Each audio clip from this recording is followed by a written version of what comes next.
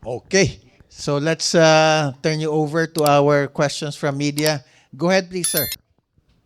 Good morning, everybody. My name is Attorney Jerry Manalili. I'm the chairman of Partido Maharlika.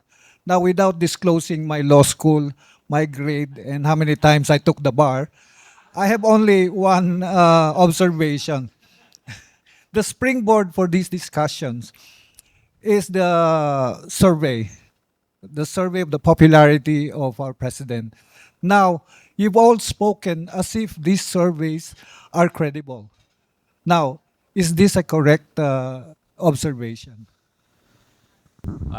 Panyero, at basta ang importante, pumasa tayo. Di ba? Anyway, yung survey, sabi nga namin kanina, I think lahat naman mag-agree, it is only a snapshot. It is not the entire thing, no? Pero kung whether it's credibility, we give it some thought, no? Hindi naman tayo, we will not sink or swim with the surveys, no? Pero ito kumbaga magandang guide para sa ating presidente rin, sa ating bayan. Sabi nga, wag na natin tingnan yung balikan. Ito ay guide natin to move forward. Paano ba babangon yung negative at maging positive rating? I think that should be the challenge of this administration in the next 2 years.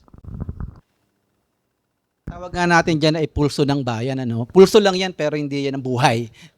So, pero importante na alam mo yung pulso kasi para maintindihan mo kung paano ma-maintain yung buhay mo. So, yun ang purpose ng survey. Pulso lang yan pero guide po siya pero wag kang magre-rely doon. It's not kasi lahat ng survey may tinatawag na margins of error. The numbers. Kami kasi hindi na kami masyadong fixated dun sa mga numbers eh. Ibang metrics na yung kailangan natin ding makita, no? In terms ng, ang numbers na mahalaga sa amin, umaangat ba yung kabuhayan ng tao? Nababawasan ba yung mahirap? Nababawasan ba yung mga walang trabaho? Ang numbers na mahalaga sa amin, bumababa ba yung presyo ng gasolina at kuryente? Kasi pag yung mga numbers na yan ay hindi maganda o hindi sumasalamin sa kalagayan ng tao, walang kwenta yung iba pang numero. No? So, these are the numbers we think that are important.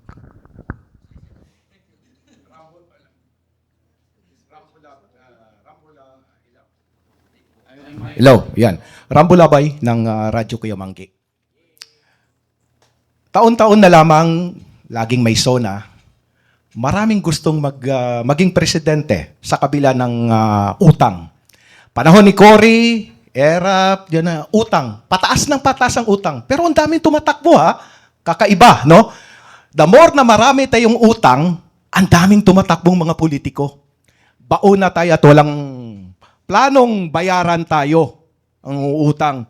Tanong, saan ba kukunin yung bayaran? May mungkahing buwagin na ang Senado at Kongreso para makatipid. 1 trillion yung utangin natin. Kaya nga nandyan sila si NATO na tagabantay tuwing sa taon-taon na lang nagrarally. Kasi hindi na-satisfied no, ang sambayan ng Pilipino.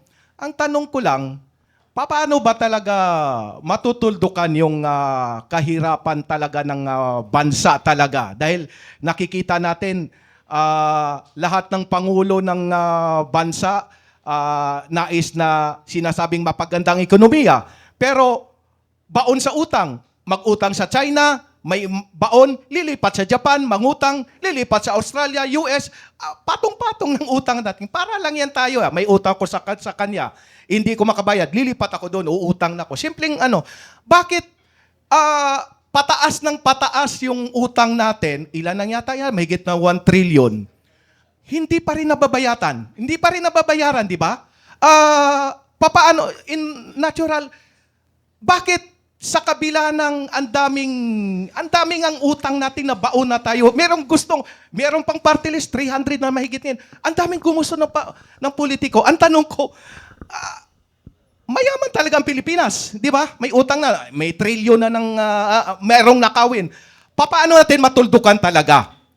Ano bang tanong, paano ba talaga natin matuldukan na mawala na utang natin, na talagang mapaganda na yung bansa natin, na kahit na buwagin na lang yung Senado, 25 million araw-araw ginagastos. Bawat hearing ng Senado, kung buwag yan, Senado at Kongreso, trilyon ang magagastos. Sa tingin nyo, anong plano para umusad ang bansa natin? Mapaganda, katulad ng binabanggit ni Kanato Reyes, na para mapaganda yung bansa natin, mawala na yung mga rally na yan. Ano ang dapat gawin? Anong suggestion? Sino sa inyo ang makasagot? Anong suggestion para Sige. Kanato? Para wala nang rally-rally, taon-taon na lang may rally-rally. Kailangan talaga may pagbabago doon sa buong sistema at istruktura ng ating bansa. So, kailangan may magbabago yung namumuno. Kung ang namumuno nanggagaling pa rin doon sa same political dynasties, doon sa parehong mga contractors, parehong mga malalaking negosyante, parehong mga landlords and warlords, walang mababago. Pangalawa, kailangan baguhin yung struktura, sistema sa ekonomiya. Matuto tayong umasa sa ating sarili, tumayo sa sariling paa. Hindi tayo umasa palagi sa foreign investments, foreign loans, karoon ng lupa yung magsasaka, may taas yung sahod. Mahabang diskusyon po yun. No? Wala hong simple, sad to say, walang simpleng maikling sagot dun sa tanong. At mangangailangan ng isang mahabang proseso paano tayo magkakaisa doon sa ano gusto nating mangyari sa ating bansa.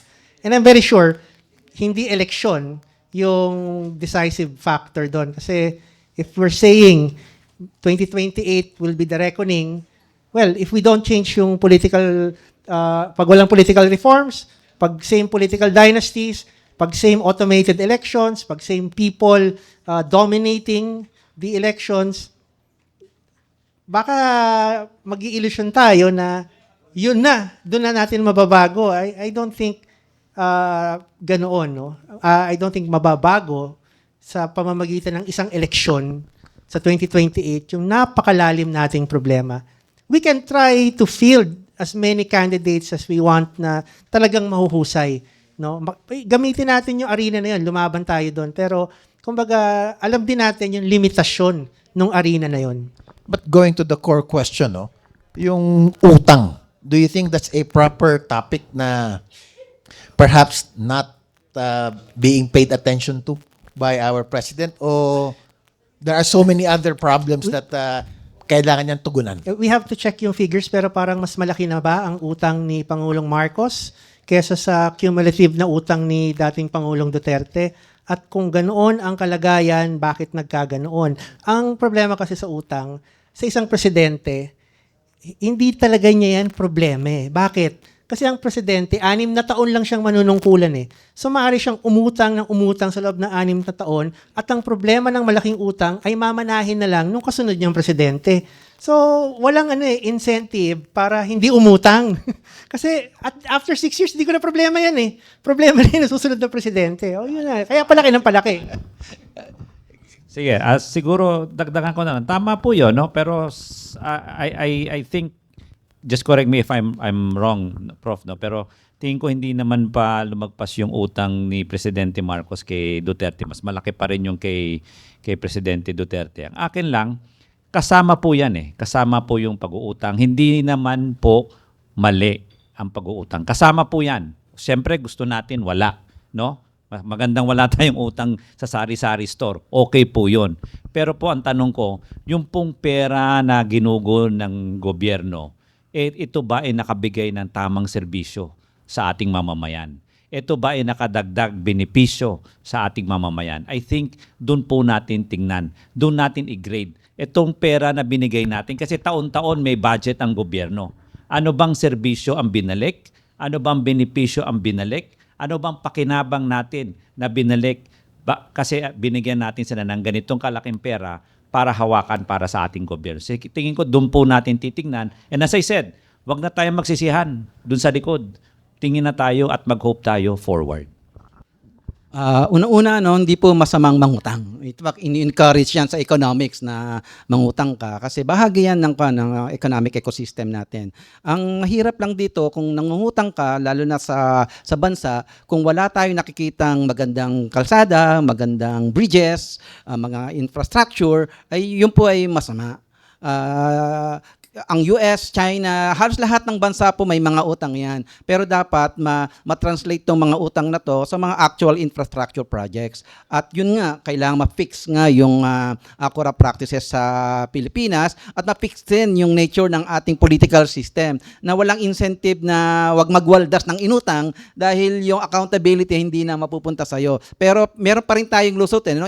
Pwede pa rin natin ma-account. No? At marami na tayong napakuan. Ilan bang napakulong na nating presidente? 3 na, no? 3 presidente na. Hindi, yung isa nakulong sa Hague. Yung tatlo na. So yun mga accountabilities. Pero yun nga, kailangan natin ng magandang kalsada, magandang airports. Nainggit ako sa China, ang gaganda ng mga airports, ang ganda ng airports ng Cambodia, ang ganda ng airports ng Kuala Lumpur, Indonesia, Vietnam, ang gaganda. So yun po, kung wag po tayong matakot mangutang dahil ako po talagang dami-dami kong utang. Mangungutang nga ulit ako para magkaroon din ako ng BYD na kapares ni attorney. Kailangan natin ng utang pero dapat maging responsible para maganda yung ating credit rating para hindi rin tayo lumubog sa pinagkakautangan natin. Thank you. Last lang. Yung panukala na makatipid, buwagin na yung Senado at Kamara. Anong reaction nyo dito? Kailangan po nito ng constitutional change kasi nasa constitution po natin. Pero sa tingin ko, hindi naman sagot yung buwagin kasi it's part of our checks and balance sa ating gobyerno. Kailangan po siguro buwagin yung mga maling kandidato. At sana bumoto tayo ng tamang kandidato sa susunod. At kung tama naman yung ating dinuklok, kasi hindi naman problema ng Senado at ng Kongreso yan eh. Problema yan ng mga dinuluklok natin. Yun po. Good morning po, Miss Marlene, ang average stock. Ask ko lang po, recap lang po doon sa mga nabanggit nyo kanina. Dapat ba tayong magbago? O dapat bang may pagbago ang administrasyon sa naging takbo po ng rating na 34%. Ito ay isang malinaw na mensahe ng pagkadismaya ng taong bayan. And then second po, ano na po ba yung inyong pananaw dito sa darating na SONA? Ito po ba ay report card na lang or speech campaign? And then yung third po na palap ko lang, kasi sa gabinete, pansin natin, di po ba, marami nagre-resign. And then marami din pong bagong pumapalit. Ito po ba ay inaayon sa trust rating ng Pangulo? Una-una impression ko ng SONA, no, mula una hanggang pang-apat, ang analyze ko ng mga SONA na yan ay punong-puno ng pangako at punong-puno ng self-congratulations. Pero ang SONA dapat kasi pinapakita doon yung talagang estado ng bayan natin at paano natin i-address. Lahat ng mga yun ay nabanggit ni Kanato, no? Kaya ako sumasang-ayon ako sa mga sinabi niya. So, yun ang sana wag lang mga empty promises at self-congratulations yung SONA. Dapat ilatag ng ating Pangulo sa FIP SONA kung ano ang pwede niya pang magawa within 2 years at encourage niya yung next administration na ito ang dapat niyang ipagpatuloy para ma-address yung mga perennial problems na kinakaharap natin. Thank you. Dagdagan ko lang yan. Tama po na talagang kailangan itong 2 years na ito kung ano na lang yung ma-achieve mo. Kasi talagang 2 years na lang eh. Kaya napag-usapan natin kanina, ano ba yung legacy? Ano ba yung pwedeng iwanan ni Presidente BBM? Kasi itong next year, yung SONA niya, hindi na legacy yan eh. Tapos na eh, kasi eleksyon na by next year. So, dapat kung meron man siyang gustong itatak sa mga Pilipino, ngayon na niya sabihin, ngayon na niya gawin. Kasi ito yung kumaga, yung dati ko ano yung programa, pero ito ang legacy SONA dapat niya. No? Na something that he will be remembered with at tama po, something na pwede niyang itulay sa susunod na administrasyon para meron naman tayong kumbaga magandang transition from one administration to the next. Yung SONA po parang salbabida yan eh. No? Para keeping the administration afloat, no? Parang salbabida ng hindi marunong lumangoy. Hindi marunong makaabante. So, kaya nga kami, wala na hong masyadong malalaking ekspektasyon mula doon sa magaganap na talumpati. Pakikinig kami. Definitely, makikinig kami doon sa talumpati. Pero, hindi na tayo masyadong umaase na sa loob ng isang taon, meron pa ba siyang gagawing malaking pagbabago? May malaking galaw ba na mangyayari? Kasi tama ang sabi ni Howie, 2027, election na yan eh. No? At lahat magkukumahog na sa pangangampanya at maiiwanan na naman ang pamamahala kasi busy na sila sa pangangampanya. Kaya yun, siguro maging handa na rin tayo na mabigo o wag kayong masyadong umasa kasi baka nga pare-pareho tayong mabigo sa araw na yan. And with that, dito sa ating programa, I think when we talk about legacy, sabi nga ni Atty. Howie, syempre, again, based on my recollection, nung kay Presidente Pinoy, ang ganda ng slogan, tuwid dadaan, kayo ang boss ko. Yun ang naalala ko. Yung kay Pinoy pala. Kay Duterte, naalala ko, build, build, build, pero meron ding kill, kill, kill. Etong kay President Marcos, ang naalala ko, yung mahiya naman kayo. Ngayon, hindi ko alam kung ano ang sasabihin niya ngayon. I think the messaging should be very clear. In a way nga, sabi nga na there has to be some concrete programs moving forward. And it's not just about what is the current state. Gusto nga makita ni Kanato, na meron konti pang gagawin kahit coasting along na lang. Gaya ng sabi naman ni Professor Romel, it's about jobs. Marami tayong gustong marinig sa ating presidente. So, maraming salamat sa ating mga guest speakers, Professor Romel, Kanato, Atty. Howie, for making the time. Ito po ang inyong agenda. Mabuhay ang Panginoon, mabuhay ang Pilipinas, mabuhay ang Pilipino. Maraming salamat po.